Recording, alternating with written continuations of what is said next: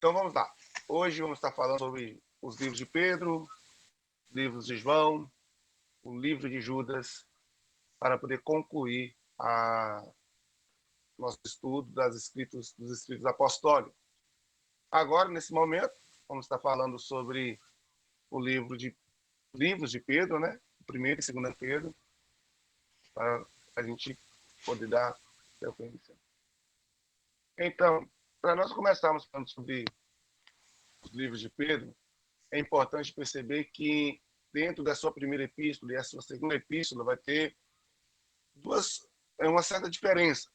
Porque a primeira epístola de Pedro ele vai escrever trazendo um conforto, né? Trazendo a palavra de motivação para que a igreja possa estar fiel e firme em meio às tribulações.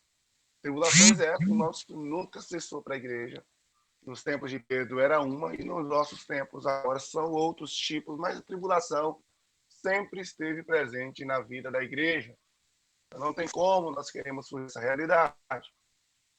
Pedro, então, vai escrever o seu livro baseado nisso, trazendo, então, a perspectiva de que nós podemos, sim, vencer as tribulações mediante a fé, mediante a confiança no Senhor. E por isso, nós precisamos estar também alegres. Não podemos enfrentar as tribulações com uma perspectiva de tristeza. Inclusive, não sei se vocês acompanharam o texto, leram o texto que eu postei hoje, falando sobre tristeza, porque às vezes a gente sempre fala de alegria, alegria, e esquecemos que a tristeza também faz parte do ser humano. A tristeza também é necessária em alguns momentos. Os belos salmos, os mais lindos salmos, também foram compostos em meio a tristeza, em meio a momentos difíceis de tribulação. Então, Pedro vai escrever a sua carta trazendo exatamente essa temática, né? Essa abordagem do crente perseverar feliz em meio às circunstâncias, às adversidades. Então, nessa primeira epístola, Pedro vai se reservar a esse grande valor da fé, vai identificar os cristãos como herdeiros das promessas do Antigo Testamento, mesmo que para herdar as promessas precisamos ser fiéis em minhas tribulações. Pedro vai trazer conselhos na prática cristã, né, a respeito de como os cristãos precisam se comportar de maneira prática, de maneira bíblica e verdadeiramente cristã. Eu sei que quando nós olhamos para essa perspectiva do cristianismo, toda a nossa expectativa está na volta de Jesus. Então, eu preciso me manter motivado, eu preciso me manter inspirado, eu preciso manter focado, vivendo o evangelho de maneira cristã, até a volta do Cristo, na qual nós cremos que ele prometeu e vai cumprir. Então, dentro dessa perspectiva, nós temos as epístolas do apóstolo Pedro, tanto a primeira quanto a segunda, dentro do grupo das epístolas gerais, com a sua autoria, embora que a segunda carta, a autoria de Pedro, acaba sendo um pouco contestada, por causa exatamente da mudança do tom. Nós temos a primeira carta, uma carta mais motivacional, a segunda carta mais de alerta contra os falsos profetas, mas nada que realmente vai impedir de reconhecer 2 Pedro como sendo a carta do apóstolo Pedro. Também ela foi escrita entre o ano 60 a 68 depois de Cristo, só que aí vai ter as controvérsias, porque alguns acreditam também que Pedro ele morre em 64. Então eu acredito que esse espaço de tempo do ano 60 a 68 é muito grande. A probabilidade de que ele tenha escrito essa carta em Roma, até por causa dos textos que dentro da própria carta vai trazer essa visão de que ele foi trazer, entendeu? Então, outro princípio também que a gente precisa observar nessa carta de Pedro é que ele foca os cristãos gentios. Ele, embora que a carta é geral para todos, mas seu principal objetivo é alcançar os cristãos gentios, até porque, quando nós olhamos para a conversão dos cristãos gentios, é algo bem desafiador, porque, se observarmos bem, a igreja judaica, os cristãos judaicos já têm todo um ensino, tem toda uma caminhada em meio aos grandes livramentos de Deus, em meio a grandes bênçãos, mas também em meio a grandes tribulações. Nós temos um período dos Macabeus também, que eles tiveram que lutar pela sua independência. Então, enfim, nós temos agora uma carta falando, olha, vocês que acreditavam em outros deuses, por exemplo, né? E esses deuses não tinham nenhuma, não exigiam muito sacrifício de vocês. Agora, esse para servir a esse Cristo evangélico, essa renúncia.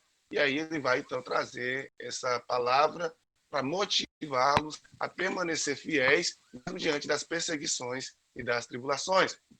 Então, quando nós lemos Pedro, nós vamos perceber que a palavra-chave é consolo, né? É consolação, e o versículo-chave vem aí a sua visão sobre permanecer firmes no Senhor, né? Lançando sobre o Senhor sua ansiedade, porque Ele tem cuidado de nós.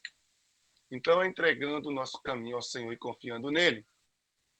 Pedro, ao escrever a sua primeira carta, ele tem como propósito trazer isso, né? Essa palavra de consolo aos fiéis que estavam nesse momento vivendo uma grande perseguição, porque agora o imperador romano Nero vai desencadear isso, vai matar cristãos. O contexto de muita morte de cristão nesse período, inclusive dentro do Coliseu Romano. E agora Pedro, então, é levado pelo Espírito Santo a escrever essa carta para poder eles se sentirem motivados, embora que o próprio Pedro foi alguém perseguido, espancado, foi preso, punido e também morto, segundo alguns historiadores, em uma cruz, né? Uma cruz em forma de X, não é uma cruz padrão como a de Jesus, por exemplo. Então Pedro vai nos falar que perseverar não pode ser uma perseverança na tribulação com aquele espírito de vingança. Ele vai nos ensinar que precisamos perseverar sem amargura, sem nunca perder a esperança e obedecer ao Senhor em fé.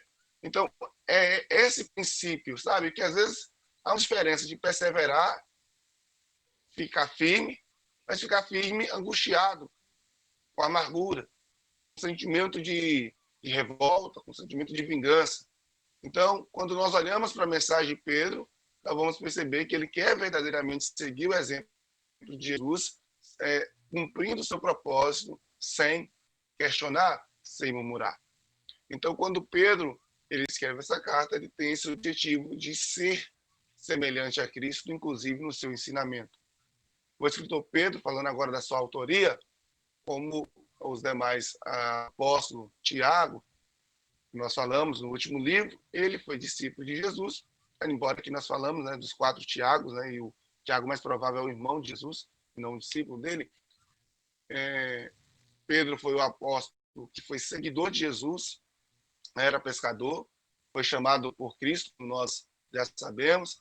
Em Atos, ele vai ser uma das figuras principais, junto com o próprio Tiago.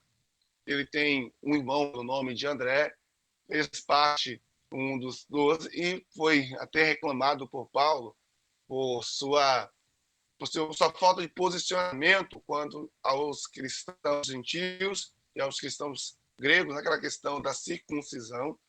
E nós não temos, por exemplo, uma referência na Bíblia sobre a última parte da sua história, da sua vida, da sua morte, mas, segundo a tradição, ele foi martirizado, ele foi morto em Roma por volta de 64 a 68. Como eu disse, essas datas variam muito, e aí seria essa data aí de 64 a 68, tá bom?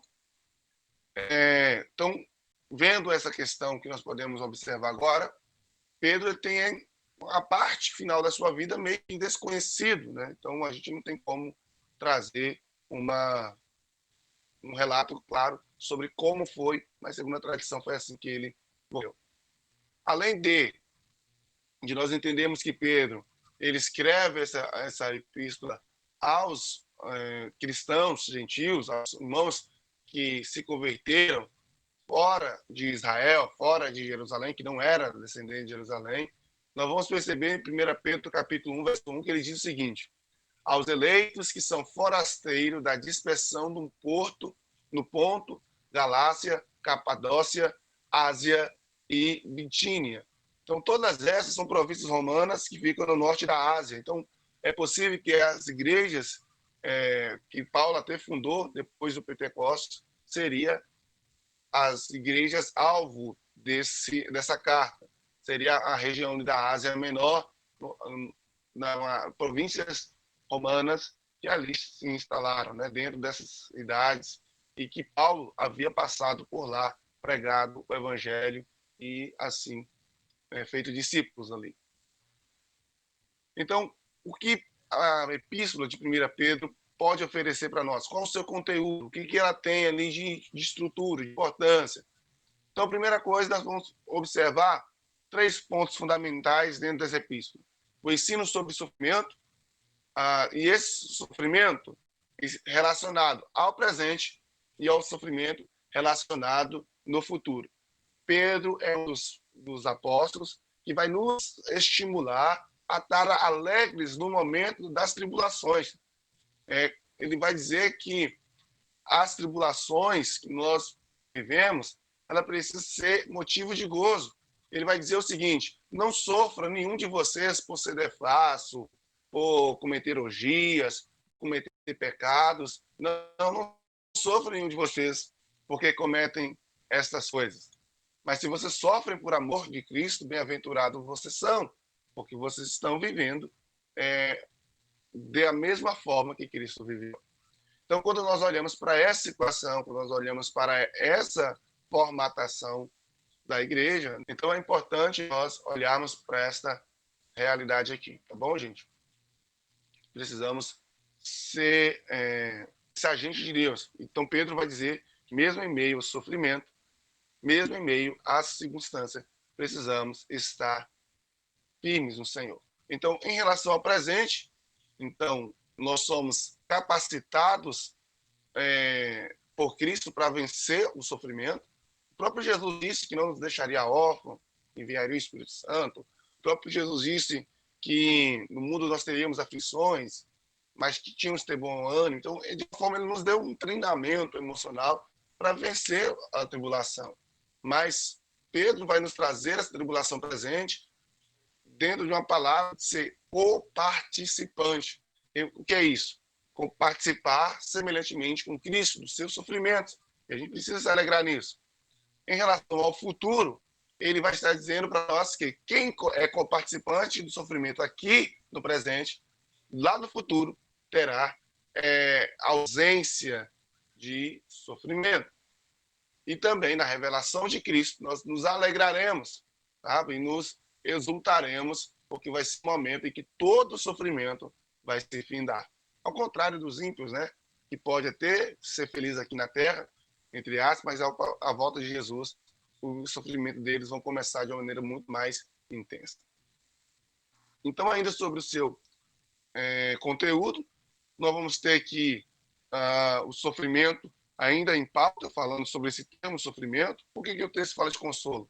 Porque a palavra-chave de 1 Pedro é consolo. Porque só precisa de consolo quem está sofrendo, né? Então, 1 Pedro, no capítulo 3, verso 17, vai dizer: lembre-se de que é melhor sofrer por prazer, por fazer o bem, se for da vontade de Deus, do que por fazer o mal.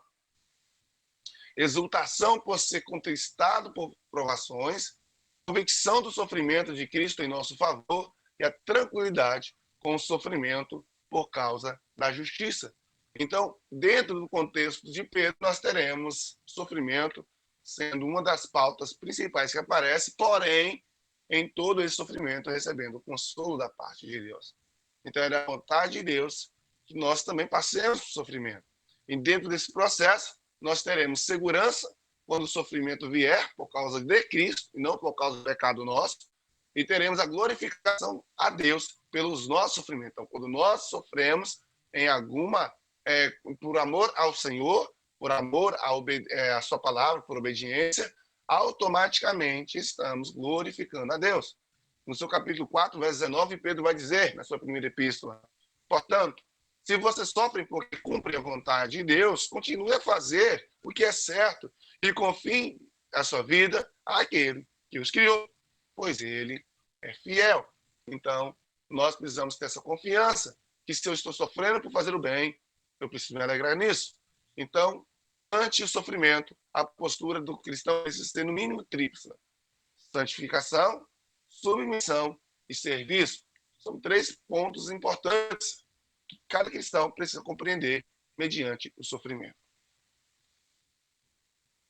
Como a cristologia, né, como Cristo está espalhado por toda a Bíblia é acerca de Jesus, não é acerca de nós, não é isso? Então tudo é por ele, para ele, todas as coisas foram criadas por meio dele e nada subsiste sem ele.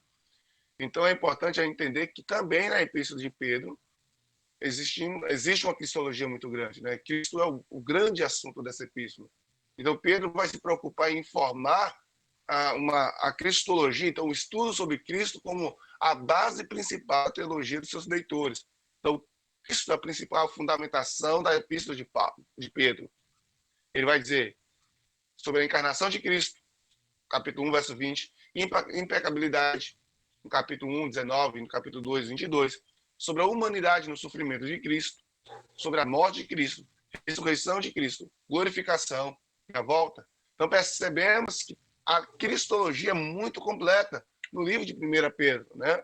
Ele vai estar falando desde a encarnação até o seu retorno. Então, Pedro vai dizer para nós essas verdades acerca de Jesus. Sobre os dons do Espírito, ele vai dizer o seguinte: servir uns aos outros, cada um conforme o dom que recebeu, como bons despenseiros da multiforme graça de Deus. Então, nós precisamos ser bons dispenseiros, bons servos. Então, ele vai dizer o seguinte, lá no capítulo 4, verso 10, primeira carta: se alguém fala, fale de acordo com os oráculos de Deus. Se alguém serve, faça-o na força que Deus supre.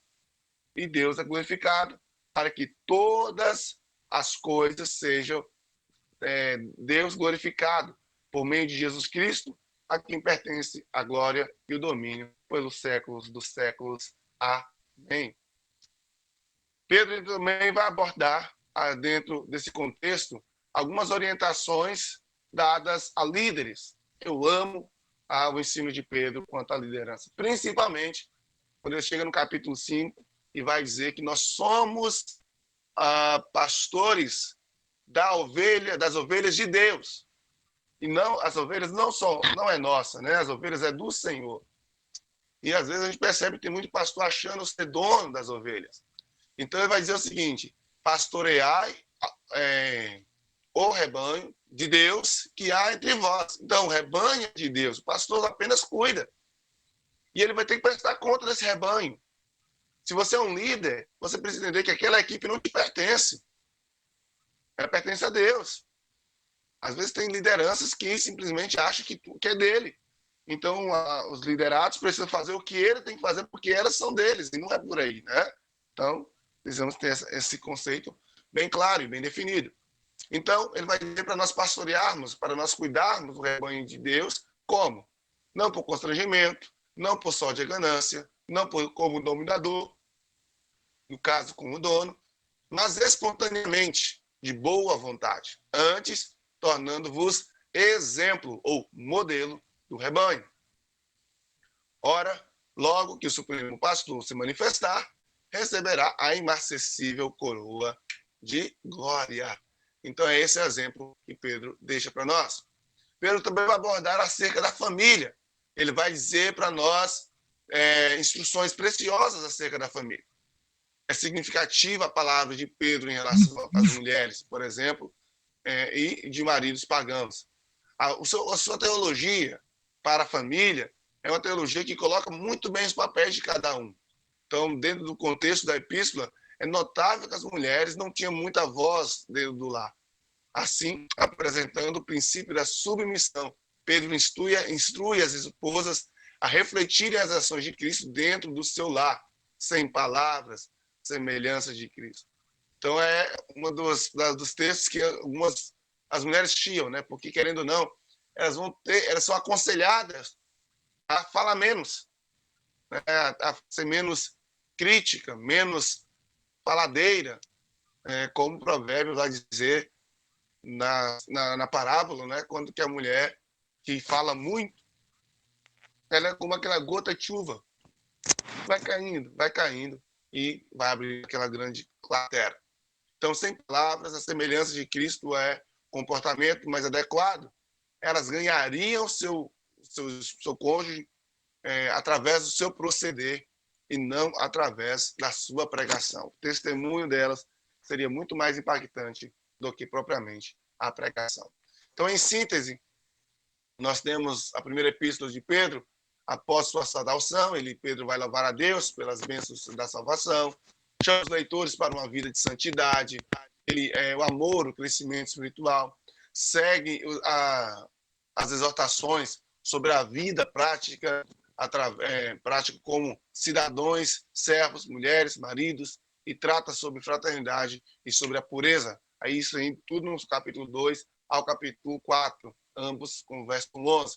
Pedro vai mostrar as consolações daqueles que sofrem por amor ao nome de Cristo, dá conselhos sobre humildade, submissão e vigilância, termina enviando saudações e proferindo a bênção para a igreja que assim a receber essa carta.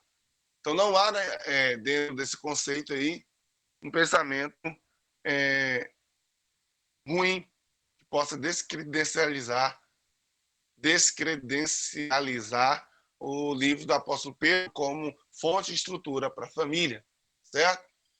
Então, todo livro, para poder estar na nossa Bíblia, tem que ser passado pelo cânon. Então, nós vamos falar um pouco sobre a aceitação no cânon de 1 Pedro. Então, não há na antiguidade registro de qualquer objeção da carta. Eusébio a inclui entre os escritos autênticos. Existem prováveis citações de 1 Clemente, Barnabé, Hermas, outros, além de uma clara citação do próprio Policarpo. Então, parece que a igreja jamais pôs dúvida à autenticidade de 1 Pedro, coisa que é bem diferente com a sua segunda carta, né? Mas nós vamos discutir daqui a pouquinho. Então, na prática, como eu posso viver 1 Pedro? Primeiro, tendo certeza da vida eterna, que isso é dado a todos nós cristãos. Segundo, trazer uma identificação, ou viver uma vida de maneira que você identifique com Cristo e compartilhe também os sofrimentos de Cristo. Num tempo em que nós vivemos uma pregação apenas de coisas bacanas, maravilhosas, né, no evangelho de facilidades, nós não podemos deixar de falar do sofrimento que o evangelho também produz. Na prática, nós precisaríamos entender que suportar os insultos, calúnias e várias outras coisas é importante para que o evangelho também continue avançando. Uma outra coisa é permanecendo firme, sabe? Naquilo que nós cremos, firme naquilo que nós já recebemos da parte do Senhor, mesmo mediante as circunstâncias. Quero concluir 1 Pedro, né, deixando claro que uma vida marcada por sofrimento também é fruto da graça de Deus. Entende? E que mesmo em meio a tais conflitos, todos que estavam em Cristo poderiam desfrutar da sua maravilhosa paz. Então, chegando aqui, dando sequência. Não teve dúvida aí não, né, gente? Como eu havia dito, a primeira carta do apóstolo Pedro vai enfatizar mais a questão desse apoio, desse consolo por causa das tribulações que a igreja está passando. Só que o tempo, de fato, vai passando e agora nós vemos agora uma carta, uma segunda carta, mais focada em uma instrução para que a igreja pudesse se precaver quanto aos falsos ensinos, aos falsos mestres que de alguma forma estavam entrando dentro da igreja. Então ele vai enfatizar agora que a igreja precisa adquirir um pouco mais de conhecimento, ele vai trazer agora conselhos para que a igreja possa se preparar melhor com os ensinos. Mas é importante falar sobre isso, porque ainda hoje eu vejo pessoas que pregam o evangelho, dizem ser cheio do Espírito Santo, mas com resistência imensa de fazer um curso de teologia. Eu não sei quais são os medos que as pessoas têm, porque alguns até falar, depois que faz teologia, a gente fica cheio confuso. Não, eu não vejo. Se estiver confuso é porque alguma coisa está mexendo. A confusão nada mais é do que o retrato de algo que estava fora do lugar. E para colocar no lugar, às vezes gera confusão. Então, Pedro vai nos trazer a ideia e sim a palavra de que precisamos crescer no conhecimento, vai nos trazer também a questão de que precisamos viver em santidade, dentro sempre da perspectiva da volta de Jesus. Então, quando nós estudarmos agora, vamos observar que ele vai nos chamar a atenção para preservarmos na doutrina de Cristo, na construção de uma vida focada no Evangelho. Então, esse é o propósito.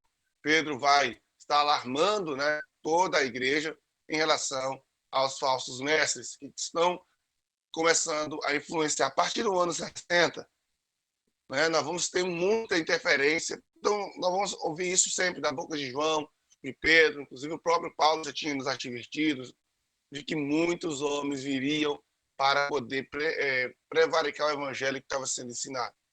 Então, ele vai chamar os cristãos para crescerem, se tornarem fortes em sua fé, a fim de detectar, combater o crescimento da apostasia. Apostatar não é simplesmente se afastar. Apostatar é continuar. Você não é se desviar da fé. Desviar da fé é uma coisa, apostatar é outra. São pessoas que dizem crer, mas seus ensinamentos são opostos ao que eles estão falando que acreditam. Então, Pedro vai enfatizar aí para nós vivermos uma vida de autenticidade na palavra de Deus, porque sem o conhecimento dessa palavra, nós podemos ser enganados por ventos de doutrina e aí nós vamos ser prejudicados. Então, a volta do Senhor é algo iminente e a igreja, para poder chegar até lá, vai ter que conhecer.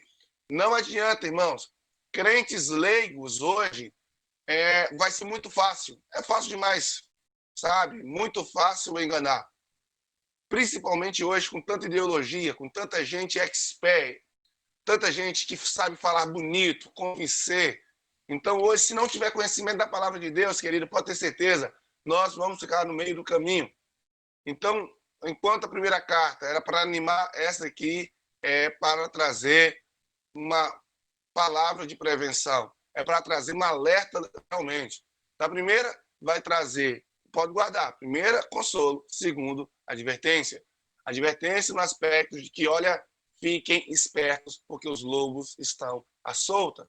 Então, Pedro vai trazer a perspectiva da fé cristã igual à santidade, falsos mestres igual à heresia, e a volta de Cristo é igual à esperança. Essa é a esperança que nós temos, a defesa da fé e esperança na volta de Jesus Cristo. Mas que às vezes não se prega, a igreja não pode perder o foco da volta de Jesus. Sobre a autoria de Pedro, como eu havia dito, houve uma discussão? Houve, até por causa do estilo. No primeiro consolo, na segunda advertência. Mas, fora isso, nós vamos ter muitos elementos que tanto essa carta vai se assemelhar à primeira, quanto também as palavras de Pedro em Atos vai ficar semelhante às palavras de 2 Pedro. Então, nós temos essa coerência tanto em Atos e algumas palavras, mesmo que o estilo seja diferente.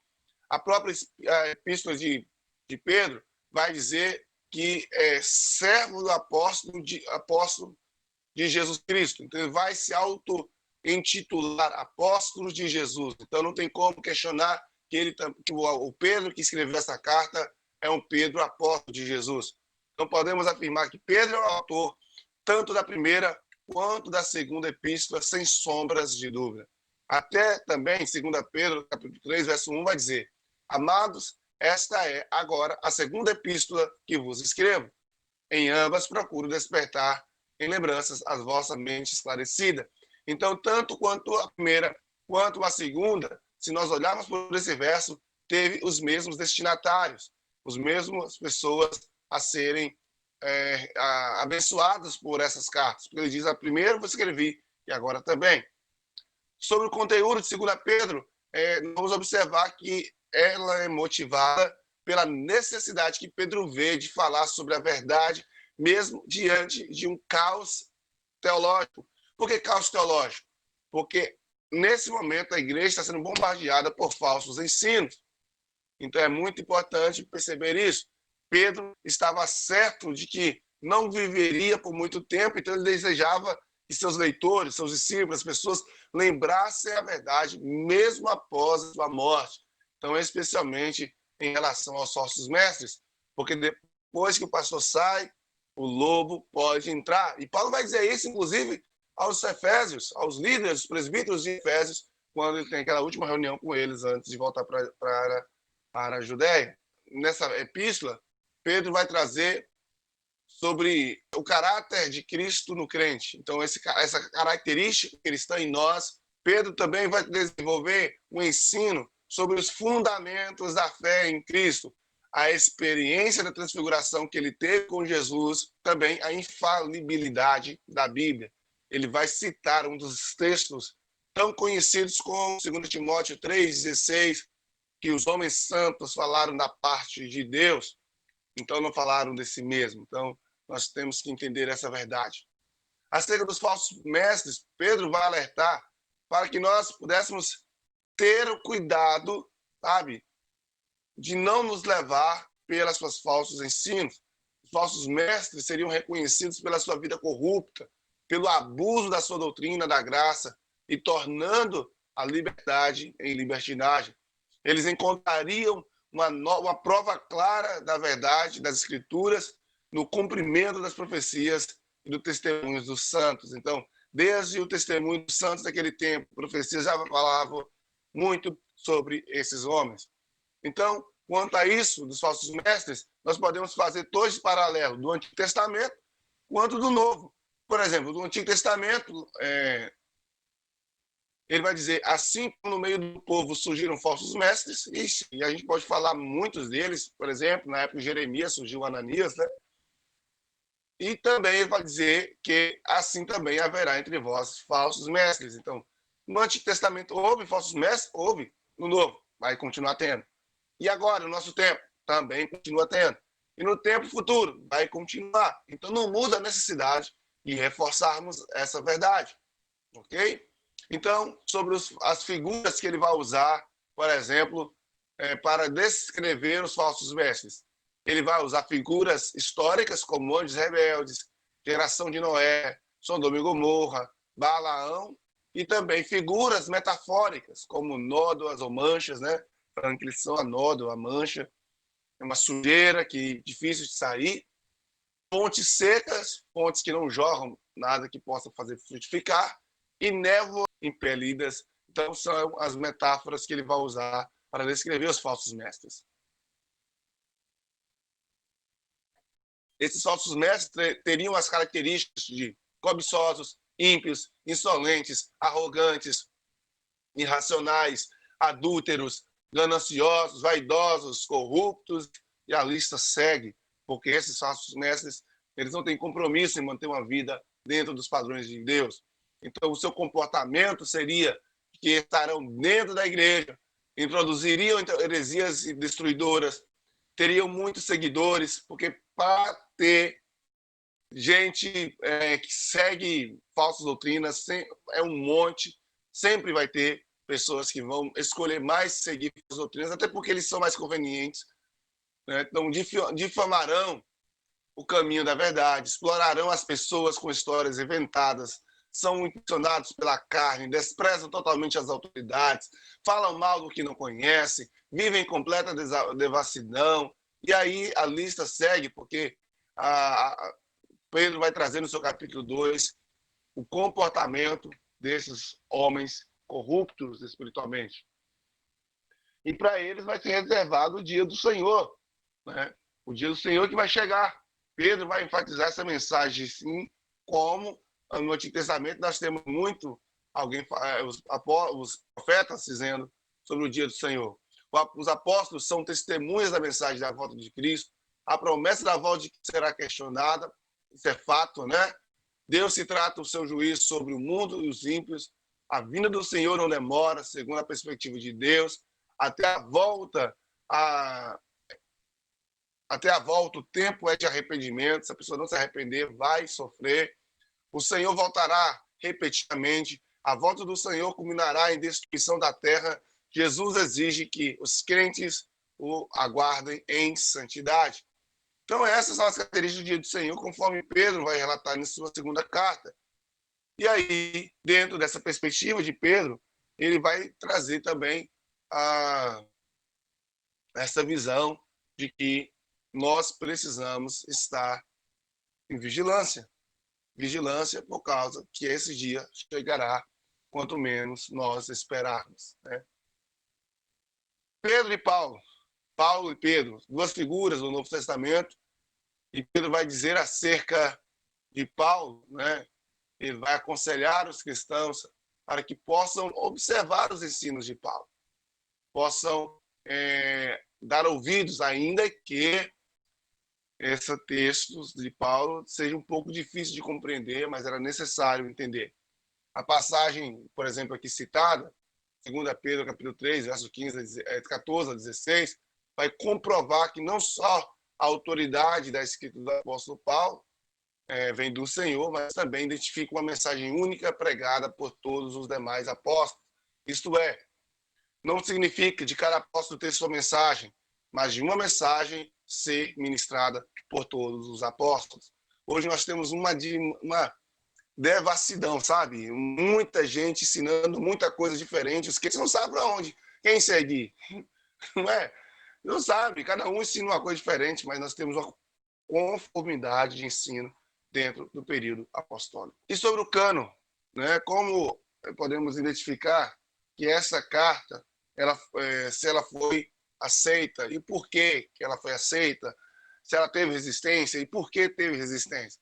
Então, nenhum outro documento do Novo Testamento enfrentou uma luta mais demorada para ser aceita, né, para conquistar a aceitação do que 2 Pedro, por causa do tema, né, não era do tipo que o tornaria bastante popular. E certamente houve dúvidas sobre o livro, havia, de fato, escrito pelo apóstolo Pedro. Eu até comentei isso mais anteriormente. Então, a igreja ficou meio que hesitou reconheceram ele como cano, mas foi, graças a Deus, reconhecido no século IV depois de Cristo, né? Vamos ver como praticar 2 Pedro. 2 Pedro, podemos dizer que refere-se aos cristãos do século XXI. Estamos mais próximos da volta do Senhor Jesus do que os cristãos do primeiro século. Estamos mais próximos da volta de Jesus hoje do que os cristãos dos primeiros séculos. Nós precisamos estar tendo cuidado, porque quanto mais se aproximar da volta de Jesus, mais o charlatanismo vai acontecer, mais falsas doutrinas. Agora mesmo, a gente está tendo uma discussão aí se é fake ou não, o fato de quererem estar inculcando a ideologia de gênero para as nossas crianças. A gente vai entender isso como cumprimento da palavra de Deus. A gente precisa ter essa cautela. Cabe a todos os cristãos renascidos a serem tão fundamentados na palavra para sermos capazes de discernir a verdade do erro, porque cada vez mais vai ficar semelhante. Agora mesmo, vocês já devem ter ouvido aí sobre a atualização da Bíblia. Um pastor que propôs que a Bíblia deveria ser atualizada. E olha que eu não estou falando de qualquer pastor, não. Estou falando de alguém que foi já autoridade teológica no Brasil. E ele sai com essa questão da atualização da Bíblia, porque a Bíblia não contempla tópicos dos dias de hoje. É triste ouvir um negócio desse. Então, Pedro vai aconselhar os cristãos de sua época que fossem diligentes e santos, que pudessem atender aos ensinos do apóstolo Paulo e que também pudessem perseverar na verdade e o crescimento da graça do conhecimento de Jesus. É no ensino a Pedro que nós vamos ver esse conselho. Crescei, pois, na graça e no conhecimento de Cristo Jesus. Amém? Chegamos agora ao final do estudo das cartas do apóstolo Pedro e eu gostaria de ouvir vocês antes de iniciarmos o estudo das cartas do apóstolo João. Pois não, queridos, pode falar. Em outra questão também, pastor, sobre o pronunciamento do Papa em relação a homens, sim, percebe o quanto o padre tendo essa autoridade aí dentro da sua igreja, defender uma pauta claramente anticristã, claramente que a Bíblia é. Então, assim, a questão do Papa é algo muito mais sério. Talvez podemos discutir um pouco mais em escatologia, tá? Mas cristãos mesmos não vai defender essas pautas que o Papa defende. Inclusive, até entre os católicos. Isso não é um conceito católico, né? É um conceito do Papa. Próprios católicos rejeitam muito o que o Papa tem feito. E, para falar a verdade, não é só a questão do homossexualismo, não. O Papa tem defendido muitas pautas comunistas e o histórico dele, de suas defesas, de seus pronunciamentos, é muito triste, né? Inclusive, postei aí para vocês, ou se foi no grupo, no status, um vídeo que relata muito bem sobre esse comportamento hediondo, né, do Papa que está tendo hoje no mundo.